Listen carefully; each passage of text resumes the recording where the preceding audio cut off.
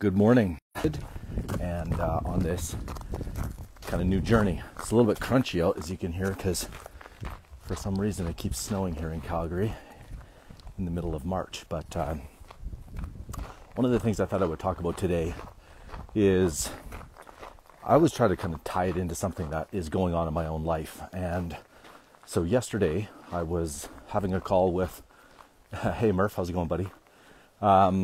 Yesterday I was having the first call that I do with clients as they come in, and it's called like a blueprinting or onboarding session.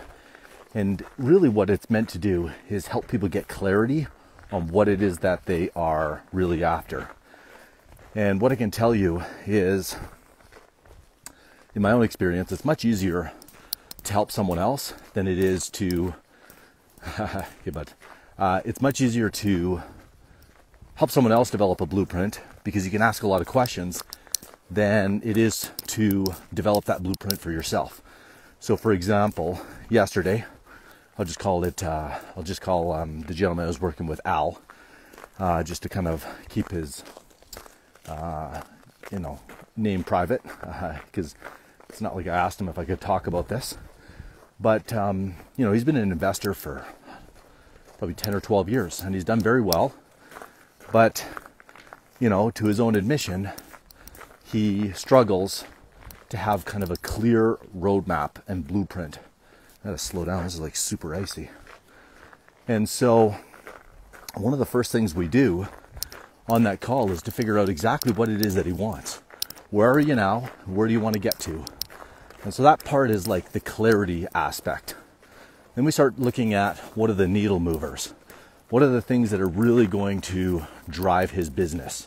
What are the 3 actions that he can take, whether it's on a daily basis, weekly basis, that are going to drive his business, number 1, and things that maybe he won't be able to outsource, right? These are the I'm blanking on the word, but basically they're, your superpowers, okay? That's probably the best way to put it.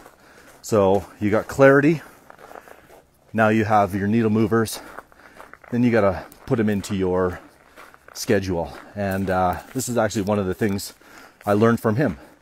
And I don't want to say I learned it from him, but I was reminded of it.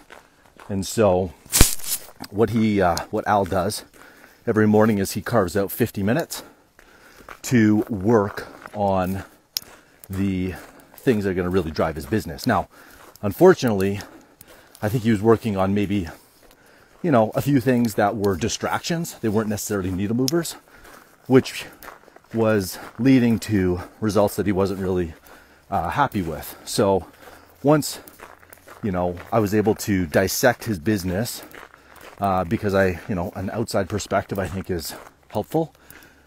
We were able to kind of look at it and say, okay, this is where you want to get to, this is where you're at right now. And inside of that, because I'm condensing a 90-minute call into a couple minutes here, inside of that, he had to get clear on what properties were actually paying him the types of returns that he was after. Because he had several assets, and I see this frequently.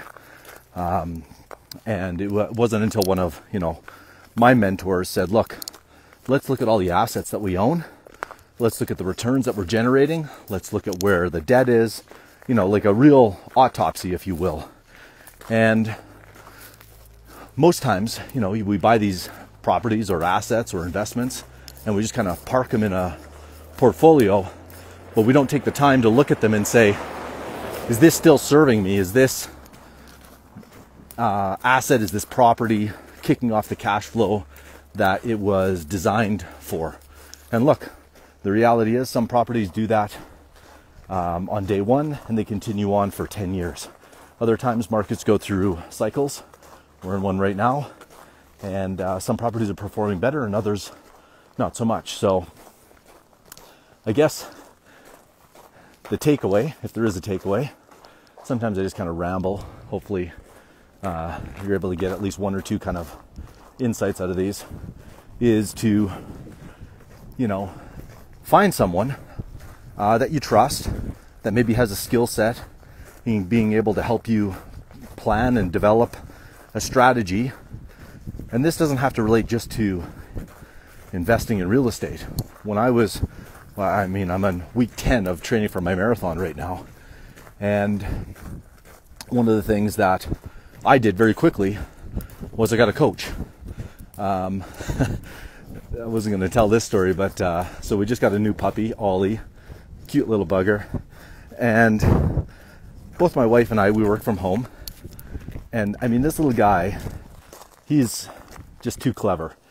And it was causing us a little bit of stress with a new puppy, 3 kids, trying to manage it all and not have poop and pee all over the place.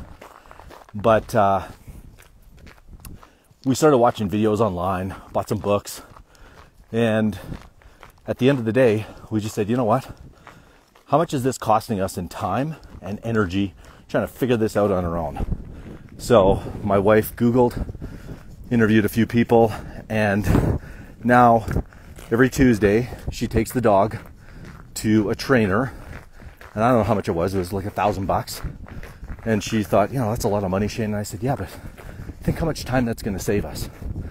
Like every hour that you're not working or I'm not working, I'm telling you, in a week, that thing will pay for it.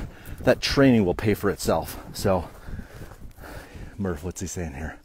I've always found getting alternative perspectives are a huge benefit to true perspectives about where you are and where you're going. Don't trust your opinion is always right. Yeah, absolutely, Murph.